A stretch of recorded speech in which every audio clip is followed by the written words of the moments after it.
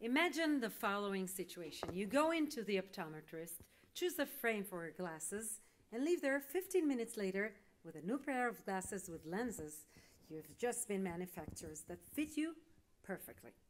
Now imagine the same process with a massive lens of a space telescope. The next experiment is part of the revolutionary project called FLUTE that can really create a huge change in the world. Let's welcome Professor Moran Bercovici from Technion, Israel Institute of Technology, who will tell us about the project.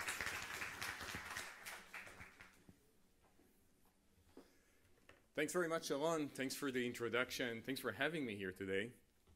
Well, this picture, this is a rendering. This is not from the actual experiment. This is a beautiful rendering that Rakia made before the mission, but it tells the story. This is Eitan injecting liquid in space to use surface tension to create optics, to create lenses in space. So this is the rendering, and now let's see how well Eitan did. So I think the James Webb Space Telescope does not require any introduction. This is really one of the greatest human creations, launched just a little over a year ago, and already providing amazing pictures of space. This is not a rendering. This is actually one of the experiments. If you're not following the images from James Webb, do that. And James Webb, like I said, is an amazing creation. Let scientists look further, deeper to the past. But we, as humanity and astronomers, as our representatives in science in this field, have much bigger dreams. For example, being able to image exoplanets, planets outside the solar system. And to give you some perspective, this is the Hubble Space Telescope. It is 2.4 meters in diameter. The James Webb Space Telescope is 6.5 meters in diameter. And if we want to image exoplanets, the estimates, it depends who you ask, but we need much larger telescopes. How much bigger? About 100 meters. Now, there are no current technologies that can create a mirror of 100 meters. And even if we were able to create one, there's no technology that can take a mirror of 100 meters and bring it to space. And this is where we come in with really a fantasy. This is a collaboration between my lab at the Technion and our colleagues at NASA, my good friend and colleague, Dr. Edward Balaban, and the amazing team that he put together there. The fantasy is, let's not create the lens on Earth. Let's bring to space liquid and deploy it to create the optics directly there. This is a rendering of how we imagine this to be. It's always fun to see the Technion logo next to NASA on the rocket there. But this is a much longer story. I made it shorter here, but there are going to be 2 launches and going to rendezvous in space and so on. But ultimately, there's going to be a frame that is going to open up in space. That frame is pretty still significant, has to be large enough to contain the liquid, but it does not have to have optical accuracy. The optic comes in through the liquid, which through surface tension will cover the frame and give us the required optical properties. So the first step to test this, similar to my colleagues in the previous presentation, is to go to parabolic flights. And one great reason to do parabolic flights is because it is fun. This is us in our last parabolic flights just a couple of months ago. We did one a little over a year ago before the AX1 mission. We can compete with the AX1 heroic photos, but that's our attempt here. And this is what the experiments looked like. This was about 4 or 5 months before the AX1 mission. I hope the sound works. It's part of the fun here. What you're going to see the G on the top left, and you're going to see liquid injected into a frame, creating a liquid lens. So here we go. Maybe a little louder. There, thank you. There, we're pulling the splat. Light is being injected. Light, camera, action. Liquid is being injected into the frame.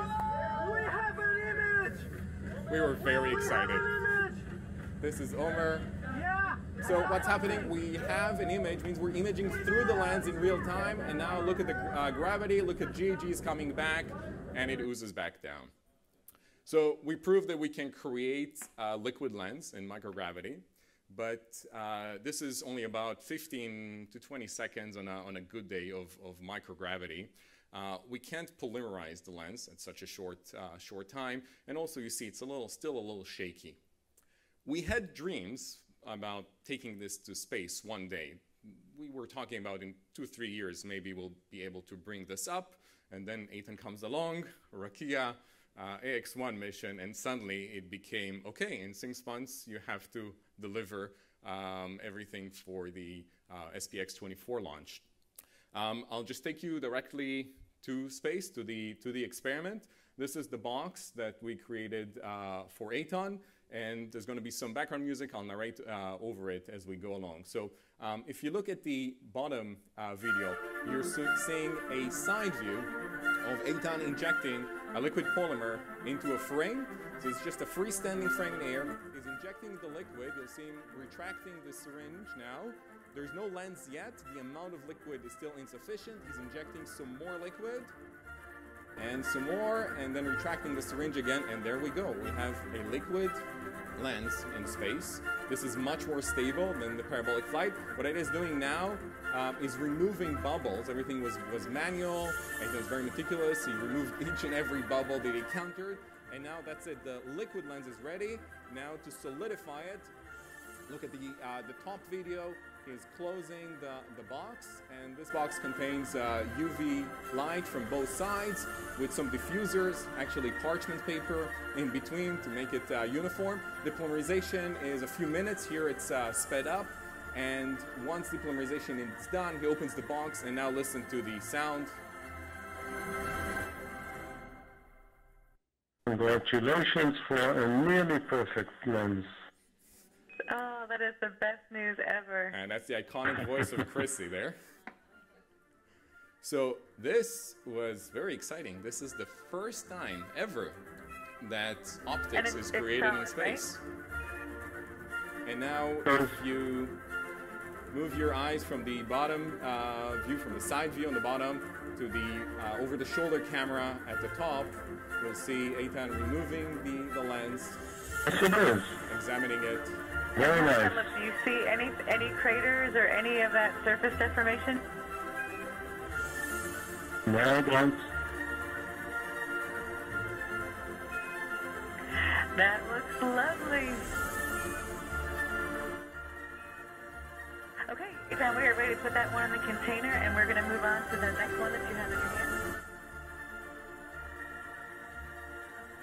So this is another view of the same experiment, which I don't know if Eitan, if you got a chance to see this. Some people here saw it. So we see a lot of what happened on the International Space Station. I want to show you what happened on the ground at the same time. We really weren't sure if this will work. You see here next to me, you see Omer, who really should get the credit on pushing all of this to success. And Mo, who's in charge of everything that has to do with liquid lenses. I'll show you some of his work in a couple of slides. And we weren't sure if this is going to work. The critical part was turning on the light and whether the UV light will actually turn on. So this is how we felt on the ground. Look at Eliran at the back. Uh-oh. Uh-oh. He turned on the light. I couldn't see anything. Look at our faces. Switch. Check the switch. We're starting to debug things. I heard something over the comms now. Are working or not working? Yes. Eliran got it first. Yes.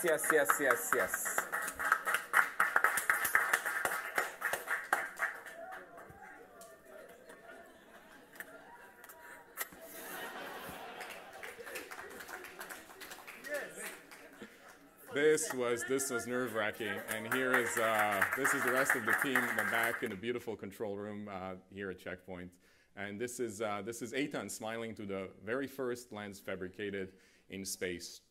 Now, an important part in this experiment is that it proves not only that we can create optics in space, but we can create lenses in low resource settings.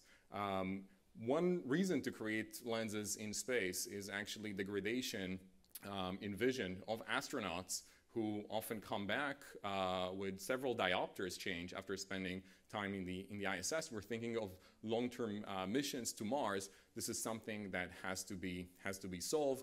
For example, creating corrective eyewear on the ISS. But another place is low resource settings is places like Africa and Southeastern Asia, where access to eyewear is actually very challenging. What we're doing currently in the lab, you see here a prototype of a lens maker that was able to create the first eyeglasses that you see on the right here on Valery Frumkin. He's used to be a postdoc in the lab who started this project. And this removes the necessity for all the heavy machinery, grinding, and polishing that is currently required for creating lenses. Everything is happening in this box. And to simulate microgravity, we use neutral buoyancy to inject the polymers into liquid in a similar way that Eitan did in space. The very last thing I want to leave you with is something that hasn't been published before, but Eitan actually, thanks to the delay, the bad weather conditions at the landing site that we're so happy with, Eitan got a chance to run another experiment, which we call the scientific educational experiment. We wanted to show kids that you can use very simple physics and create some very interesting science and engineering in space. And this is Eitan creating now a large lens. This is now a 30-centimeter lens out of water in space. This was actually joint work between Eitan and Mike L.A. You'll see them both here. And he's injecting water. This is drinking water onto this large frame. It was very challenging. We were cheering him from home, hoping he'll be able to close the liquid lens. And this is Matthias Maurer, the German ESA astronaut who just happened to be around, right? Who came to peek. This is the mission, the Rakia mission patch through the water lens. And now you'll see, this is really the money shot. So the camera taken to the side, showing the shape of the water lens. You see it? This is just a chunk of water standing in space and creating a lens. This is really was our vision and where we want to take the space telescope. The next steps. Oh, here you see Mark approaching and demonstrating that as he's changing the distance to the focal point, he's becoming from inverted to magnified. And Eitan is now removing some of the bubbles. These dots you see around are bubbles were introduced during the injection. He's making the lens also a little thinner. And here's again the side view. The lens is now much clearer. And you'll see some faces on the other side. Here's Mike L.A. entering the focal point exactly.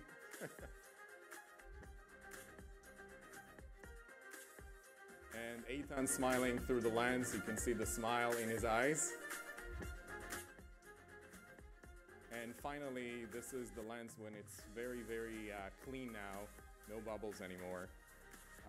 You can really see how magnificent this is. Just water in space creating a lens. And the final step, Eitan showed he was actually cleaning the lens. He was removing liquid, but you can see the change in focal point demonstrated we can create dynamic lenses in space by injecting or aspirating liquid. We can change the focal point so future telescopes might stay liquid in space. With that, I want to thank everyone who contributed to this project, and thank you, Eitan. Thank you, Rakia. Thank you for showing that really no dream is beyond reach, and we have a lot of new dreams as a result of this. Thank you.